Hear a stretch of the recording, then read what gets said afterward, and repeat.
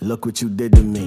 This is a mystery. Don't worry about hard times, cause it all become history. Now look at all this time we got, and I know it won't last forever. But as long as we together, I ain't never gonna leave you ever. I'm probably gonna let you down, but I'll always lift you up. That means I'm praying for you, boy. Yeah, I'm praying for you. Shawty, he got plans for you. I'm example of a man for you. That's a lot of weight. Oh, that's a lot of weight. Oh, that's a lottery that resides inside. That's a glass half full. We just clay and pottery, and I'm just walking with you. Those footsteps I lay down, I'm embarking with you. When you step in and realize you're repping him. No weapon from the get you prospering. Don't do the opposite of whatever was deposited, cause nobody's stopping it. No chocolate babies. Even when you get grown and leave, I don't know if ands or maybes. I was gonna be my babies. Hello, hello, hello. Grand Rising, my beautiful carbonated people. How are you, family? How are you guys? It's the top of the morning. It's about 8:30, and I'm starting the morning off early. I don't even, sometimes I just be sleeping. I be sleeping, and I don't eat breakfast, or I don't be eating breakfast. My breakfast be brunch. Oftentimes my breakfast is around 12 o'clock, first meal of the day. Me and my son will go to sleep mad late and we'll just wake up mad late. We gotta change that. We're wasting our days. We sleeping our days away. We got so much things to do. So much things to get done. I hope that your rest was peaceful last night. We got a lot to do. I know even the times where people think you don't do much, they don't give you credit for all the things that you do. As parents, we wake up every day and sometimes we're not feeling the best. And it's hard work just to get up and have that motivation and get your kids up. And you wake them up with a smile even though when you're feeling sad. It's hard, but you do it. Your hard work does not go unnoticed. When you don't have a lot of food in your house and you just putting everything, any little thing together to make that perfect meal for your children, to satisfy their little stomachs, your hard work don't go unnoticed. You are loved and you are appreciated. And thank you. Thank you for doing all that you do for my nieces and nephews and my little cousins. Today, I want to talk to you guys about a topic that's always on my mind. Always on my mind. Unconditional love. Okay? Unconditional love to me is basically no matter what. Even with the most disappointment you can ever experience, you love no matter what. That's what unconditional love is to me. Somebody can hurt, do something that you don't approve of, and that don't make you turn your back on them. That doesn't make you abandon them. You support them no matter what.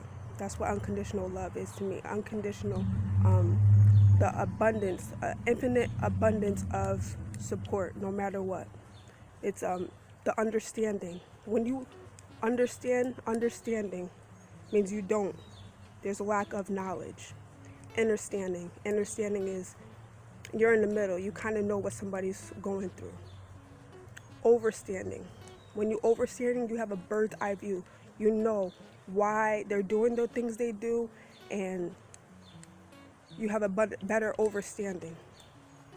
Sometimes when you don't understand certain situations or things that take place, you harbor so much negative energy in your heart. You hold it in. You're angry, you're bitter, you're sad. When you feel sad and nobody's acknowledging it, nobody's supporting you, nobody's checking on you, you feel left out, you feel alone. Know that you are never alone. Even when you feel like you don't have nobody to talk to, know that there's always somebody to talk to. You know, sometimes we can't even depend on the people around us. We can't talk to our friends and family. Sometimes you should just sometimes you have to muster up a conversation with a stranger, because strangers, they're not going to pass judgment on you.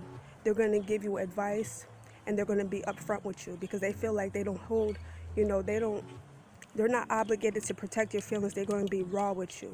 I love talking to strangers. I have no problem.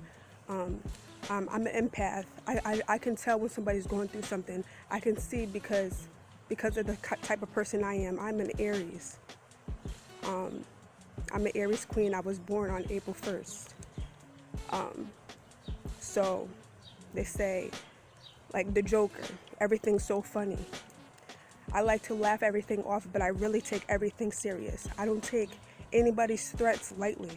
I take every threat seriously. Anything you say to me when you're mad, I take very seriously because I feel like that's how you feel. You know how people say, oh, you're the most honest when you're drunk? I don't drink. But I don't see it any different as a drunk person talking to me. I don't see it no different opposed to somebody saying, if I tell somebody no, they're going to tell me how they feel about me. And I look at that the same way as when a drunk person wants to tell their truth. Because you're going to tell me how you feel. And you're going to be raw, and you're just not going to care. Sometimes we need that. Sometimes that's unconditional love. Somebody telling you straight up, we're not going to sugarcoat nothing. I don't care how you feel about the situation. If you're doing something wrong, I'm going to tell you you're doing something wrong. And if you don't like it, at least I told you, I want to talk about unconditional love because it is so, it's a serious, it's a topic, right? And a lot of women, because I experienced this in my life, this is why I can talk about it. A lot of things I talk about personal experience. I can't elaborate on what somebody else has been through, but I can see it. I see that there's this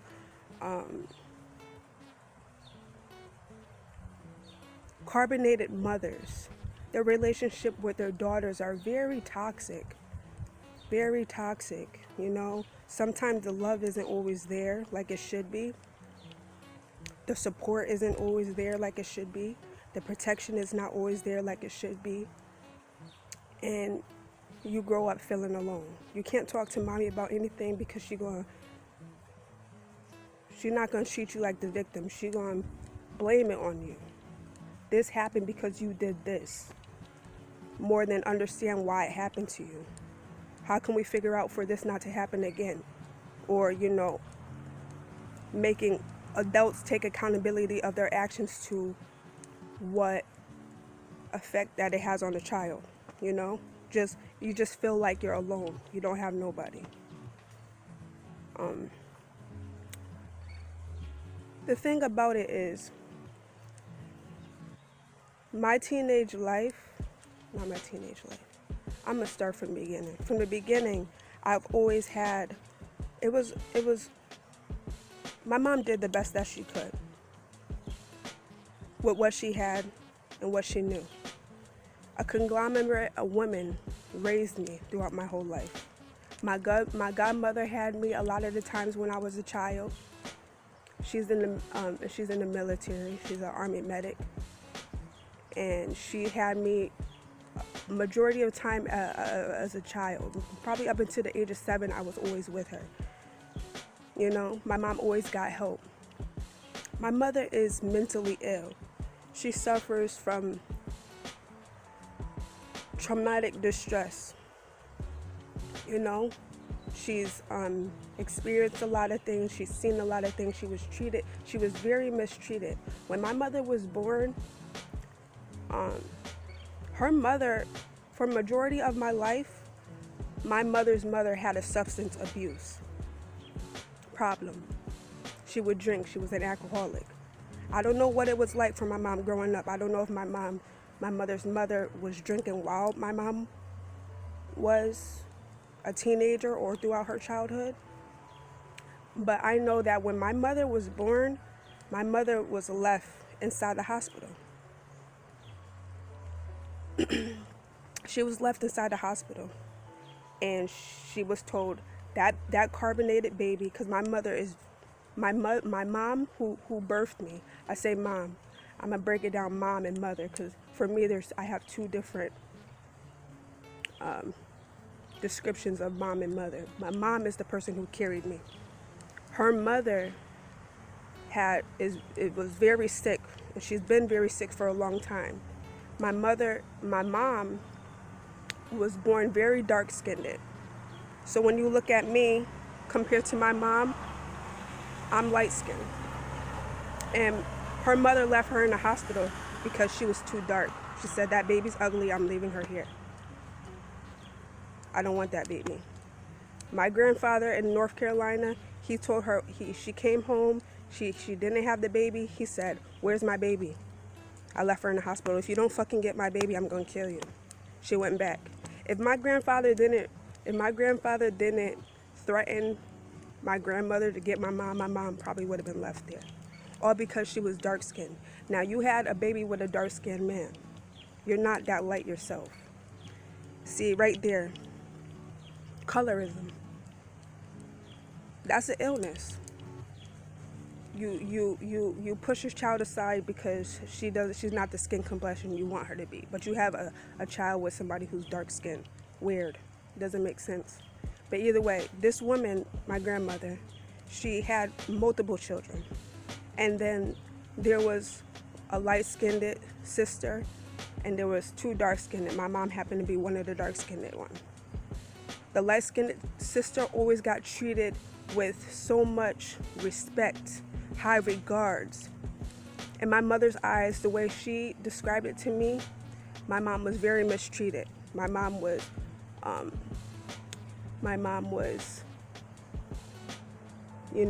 in public, she was publicly humiliated. My grandmother would say mean things to my mother, treat her bad, embarrass her, say certain things to her. Psychologically, that messed up my mom. The verbal abuse, it messed up my mom. My mom to this day, she don't drink. She don't drink. She's never been an alcoholic. She's never had a substance abuse problem. But the sister who's light-skinned has a substance abuse. She had a substance abuse problem. She started doing hard drugs, crack, lost all her kids, had 3 kids and lost them all to DCF, lost her mind. And I say that to say this: everything that you do affects your children in a different way. And it affected my family. My grandmother was a cancer to her children. What she did to them in their childhood destroyed their lives. There was no unconditional love there. She didn't love them unconditionally. You're supposed to love your children unconditionally.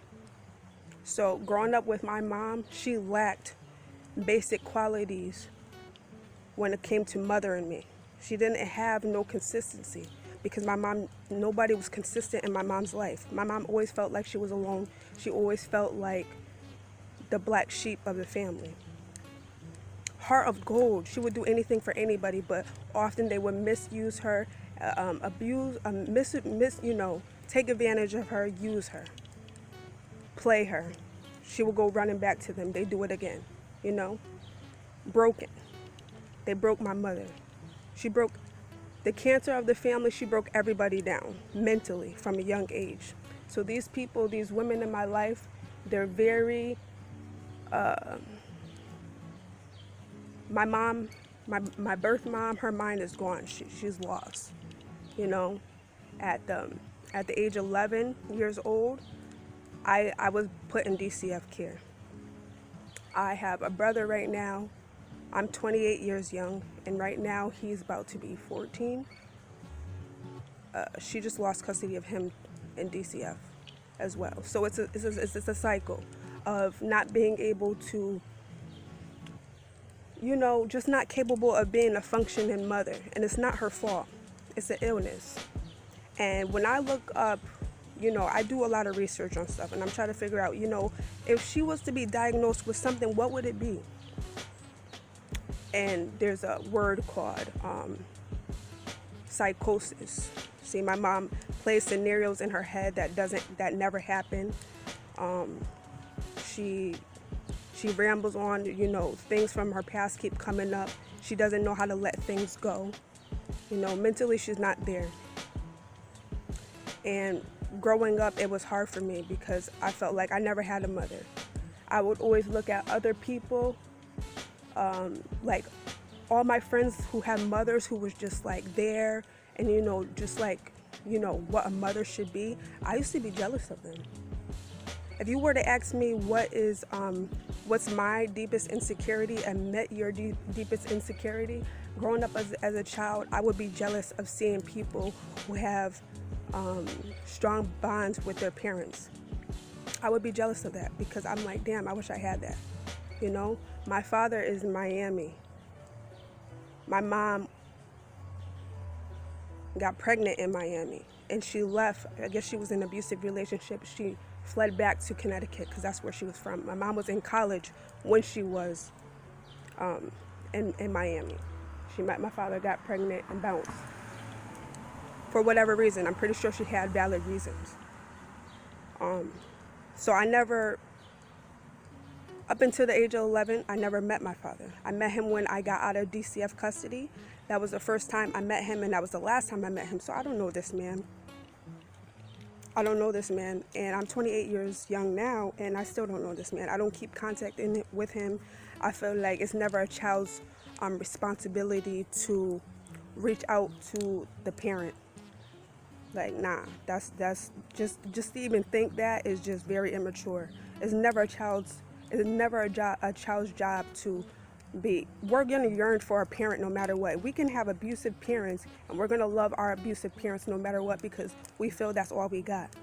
See, for me, a child is never gonna miss what they never had. So for me, I've been having that void. I've been having that absent. I'm not gonna miss nothing I never had. My mother, as dysfunctional as she was, she's all I ever had. So there's a part of me that I love her so much, but she put me through so much things. And it's crazy because it's like a vicious cycle of the things that she went through.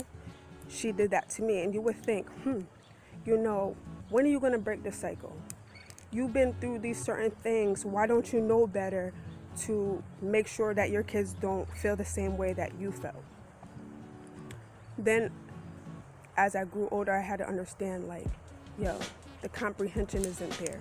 My mother is mentally sick.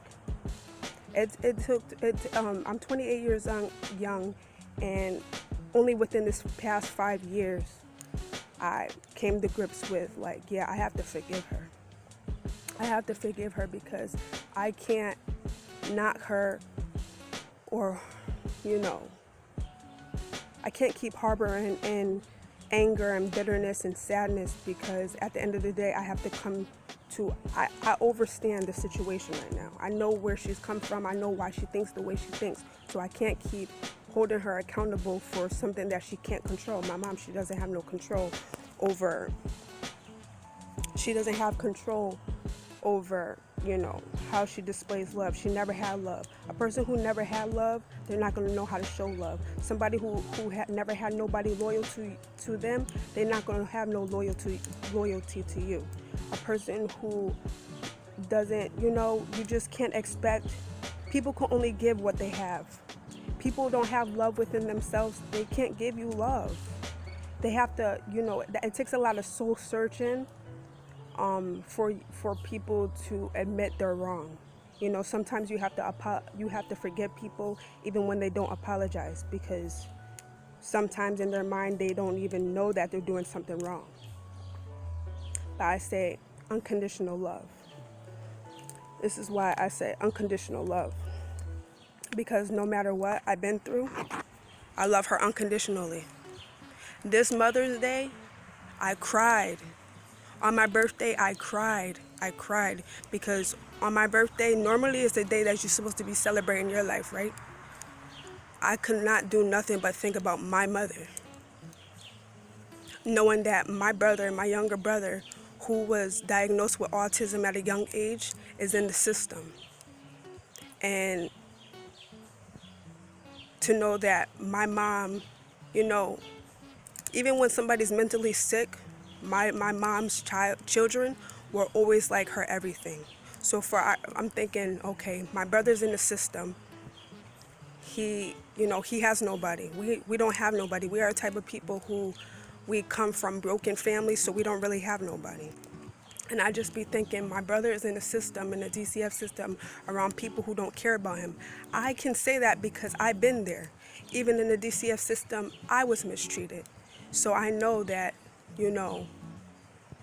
these people, some of them are good, but some of them are just doing their job for the money. They just clocking in and they clocking out. They don't care about you. And, I have a guilt in my heart. This is like, I'm 28 years old. I don't have my shit together the way I would want it to be. And I would love to, get my shit together so that I can get him out of there. That's how I feel. I feel obligated to that because I'm his sister. It's a big responsibility for me because I'm taking on somebody else's child. I don't really know much about autism, but I pay for a course so that I could learn about it. I'm willing to learn. I'm willing to learn so that I know how to deal with certain things. But like I said, my mom, her being mentally sick is like a burden to me because my child, I'm watching my son grow up and my mom is missing all of that. And it affects me in a way. I feel like, even when I'm around people, I have built a family around me with, the person that I have a child with, their family. It's not the same. And for some reason, I don't know why, I just I push them away. He's like, yeah, it's nice to have your family, but I want my own. I want my own. I don't want yours. Not try to be disrespectful. I'm not trying to be disrespectful when I say that. It's not that I don't want their love. It's not that I don't want their love, but at the end of the day, it's not the love that I feel like, I want the people that I love so much to love me the way I love them. I feel like y'all love me just because. Y'all want to care about me if I didn't have a kid with your family member. At the end of the day, it's not the same. And I need to stop pushing away love too. See, when I reject love, and I feel like that's a mental thing too. Gotta stop pushing away love. When there's people around you who want to give you love, they want to love on you, allow it. Don't block your blessings. So, remember when I said mom and mother? My mom is the person who carried me, gave birth to me. My mother happens to be a Caucasian woman. My mother is the person who loves me unconditionally. Now, it's not to say my mom wouldn't love me unconditionally, but because she's mentally ill, she's not capable of loving me unconditionally, and I understand that. For a long time, I didn't understand it. Why can't you love me? She broke me down so much, and no matter what she did to me, I still loved her. I still still thought about her. I still cried about her, because you want for your mother to get the help that she needs. You don't want to feel like you're abandoned. When you're a child who's been abandoned, the last thing you want to do is feel like you're abandoning anybody else, but sometimes you have to. When people are toxic, sometimes you have to withdraw yourself from the toxicness in order to heal. You can't heal or help anybody else unless you heal and help yourself. There's too many of us broken people try to help other broken people. It just don't work like that. You need time to be alone and be able to, heal and properly process everything that's going on so that you don't keep repeating the cycle. And that's why, when I was a child, I would give my mom hugs and she would push me away. Like I said, rejection of love. What's the ulterior motive? That's what she thought in her mind, based on what she'd been through as a child. When I would give her a hug, she didn't hug me back for a long time, and it hurt me as a child. Like, why are you making me feel like that? Why you don't hug me back? Now I have a child, I give my son, I'm so affectionate with him. I give him all the love because I never want him to feel the way I felt. You know, just because I didn't have it doesn't mean I don't know how it feels to not have it. So because I'm here mentally, I know that how it would affect my child. So I give everything. I'm everything that I've never had. I'm that plus more with my child. I make sure I'm there, protector. I'm gonna protect him with my life. You're gonna have to put me under the cell, under the ground. You know, I'm gonna protect my child. I don't care. I'm gonna be my son's best friend. I want my son to be able to talk to me about anything. You know, I want to be everything that I never had. My mother is a Caucasian woman. Now, this Caucasian woman happens to be my 7th grade teacher. When I was in school, while I was in DCF care, I had eczema, bad eczema. It turned into atopic dermatitis, means it just got crazy out of control. And for 4 consecutive years, I looked like a cancer patient. This white woman, this white teacher, was the only friend I had. When kids isolated me, they didn't want to be my friends, they didn't want to be around me, she was there. She was my only friend. The only person to invite me to her house. She'd give me jobs to help me get money. And the best thing I ever had. Right now, she's like everything I never had. She's the mother figure I never had. Right now, my son looks at her as a grandmother. You cannot tell her that I'm not her kid. You cannot tell my son that that's not his grandmother. You cannot tell her that we don't belong to her. Nobody can tell her that we don't belong to her. We are her family. That's how she looks at us, and that's how I view her. She's all I ever had. So that's unconditional love. She knows everything that I've been through, and she sticks by my side no matter what. You know, she doesn't turn her back on me. She shows me unconditional love. She gives me hard lessons. She gives it to me raw. She tells it like it is. You know, she get in my ass. She don't play no games. A little Jewish white woman, but she has my heart. I'll take a bullet for her. You know? Unconditional love. Yeah. For 4 consecutive years going through high school, I had atopic dermatitis. My skin was horrible. For 4 consecutive years, I looked like a cancer patient. I had no hair. No hair whatsoever. No eyelashes. No eyebrows. Can you imagine that in school? Starting high school off like that. I had no friends. People used to make fun of me. They used to laugh at me, isolate me from everything. My skin was so bad. I had eczema behind my legs, so bad that my skin would crack open. Yeah? The medicines that they would give me, they would have steroids in it. So when I would be out in the summertime, I couldn't even be directly in the sun because the shit would burn me. It would burn me. The steroids would break down my skin and would make it very thin. So very easily my skin would be able to crack. My skin would be able to crack.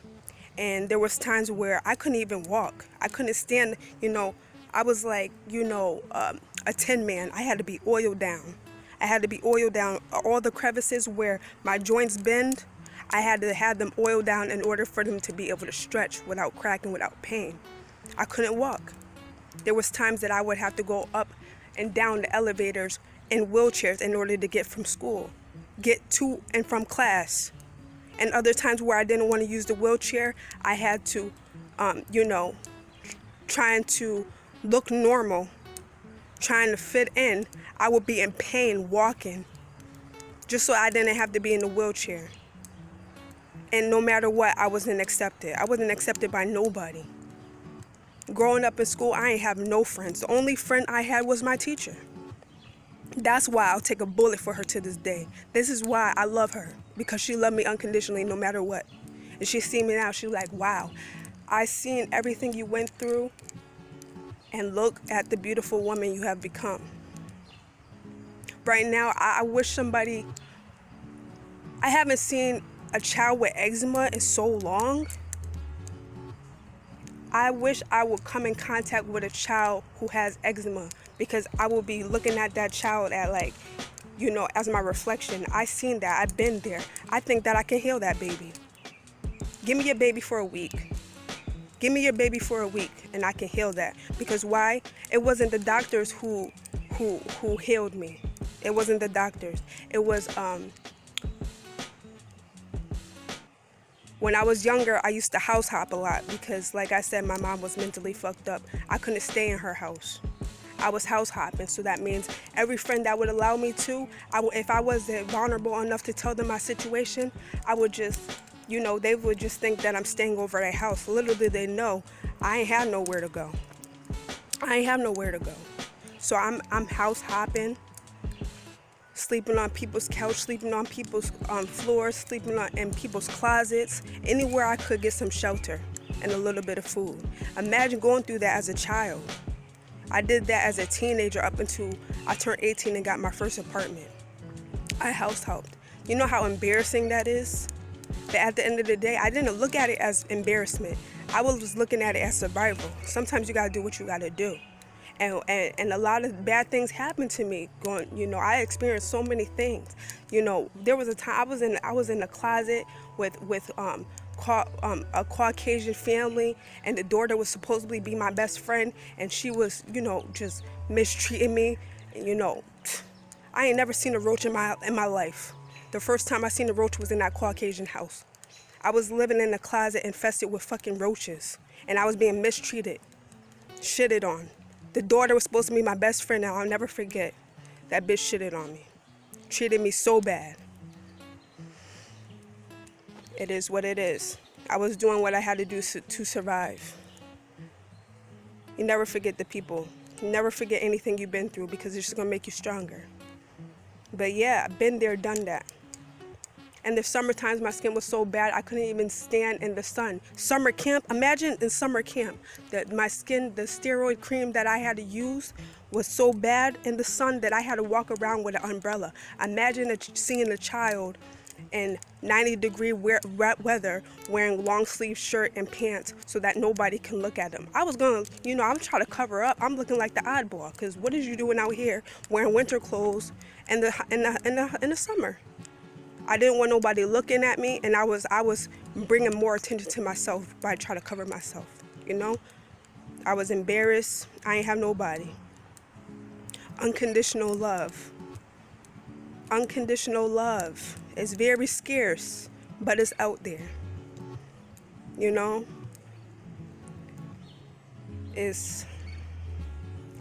made me, the woman that I am today.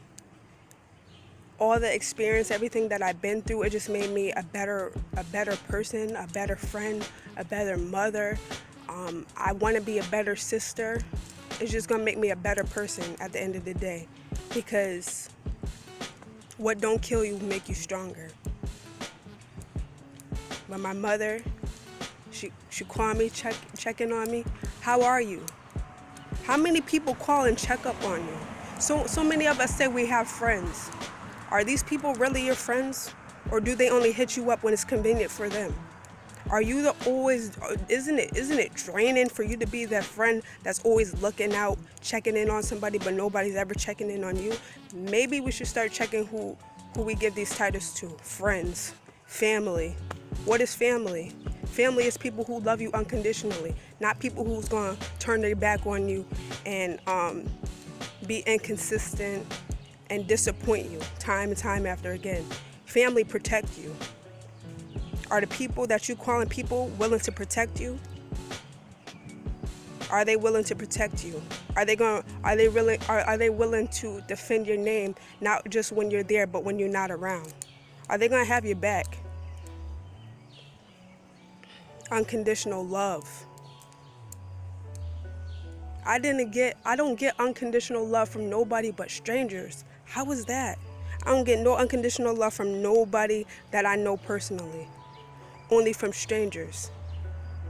People who don't know me. And it's sad, but it's reality. Sometimes the people people the closest to you, they don't want what's best for you. They got their own shit going on. They messed up. and they don't even have it in them to help you.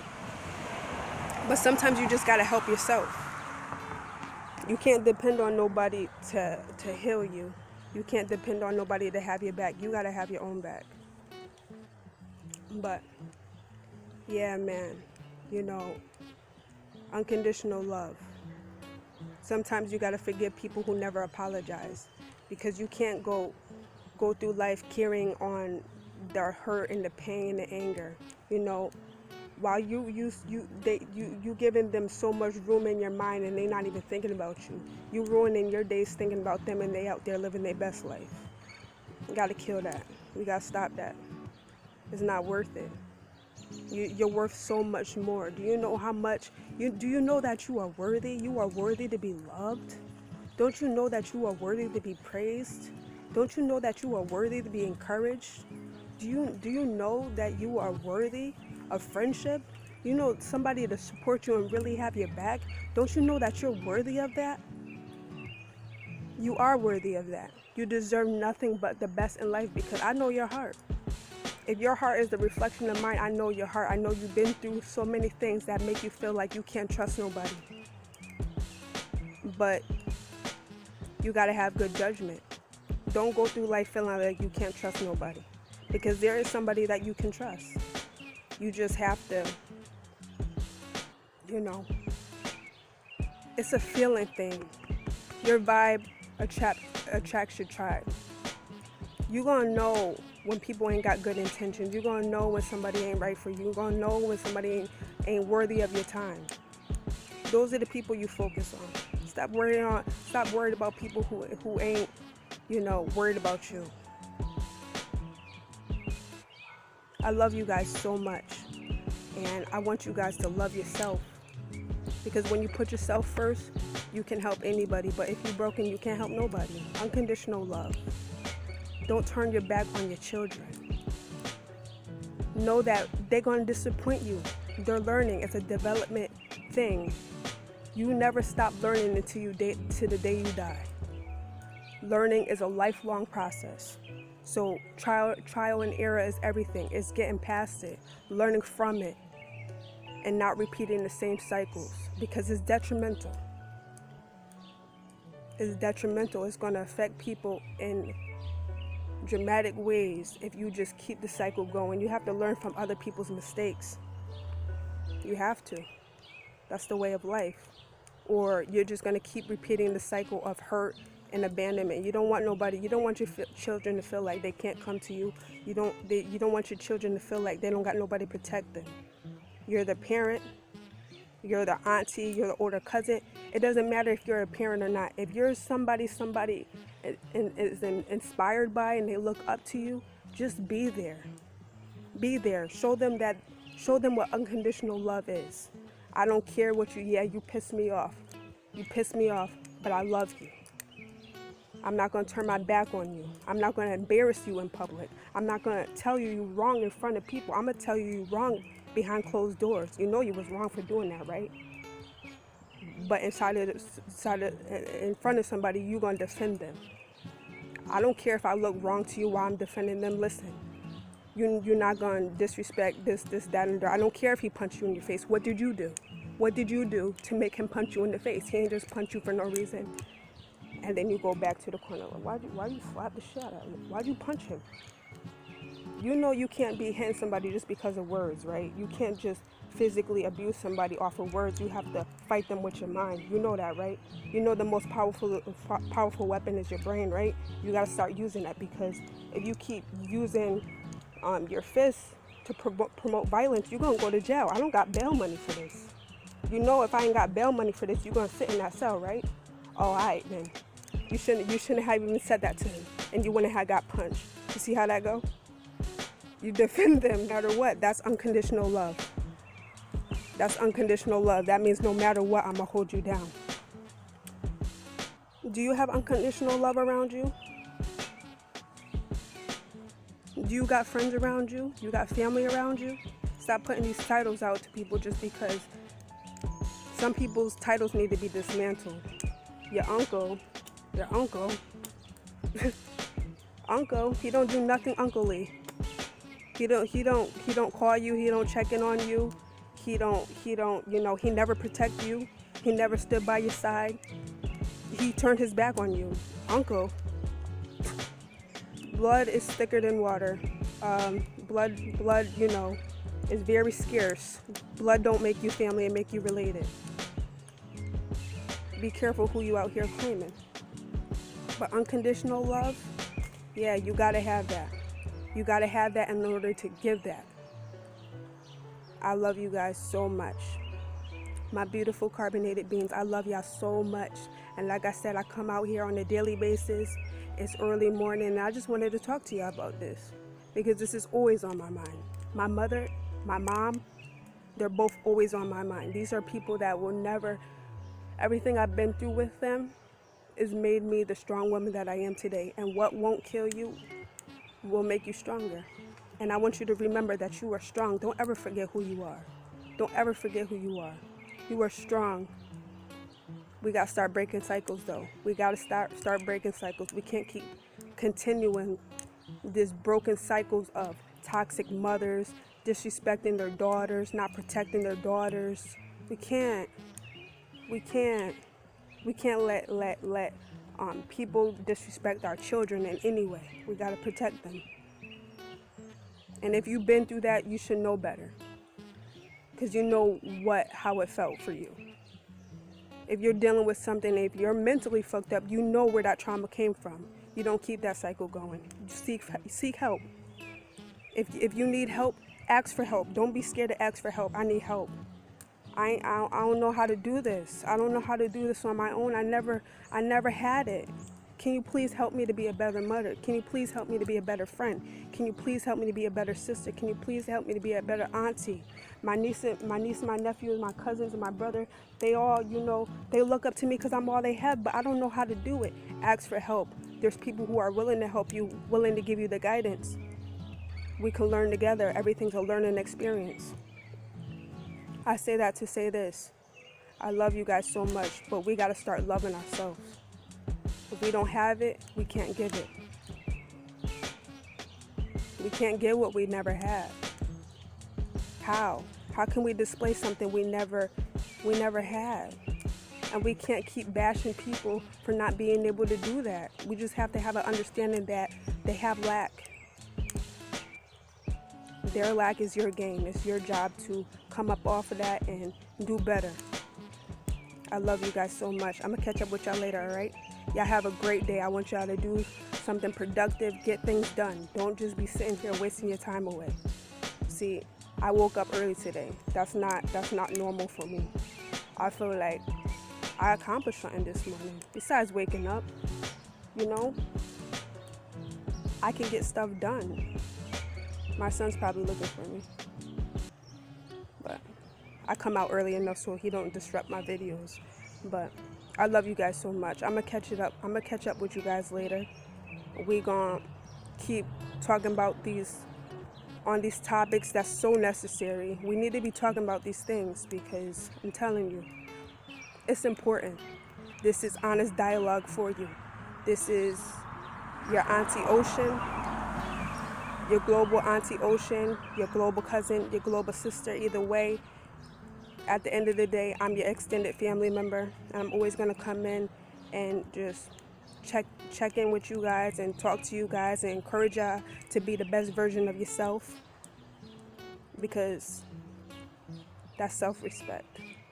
I love you guys. You're okay with me. You're okay. You're alright with me. 'Cause I'm always, and there's nothing you'll ever do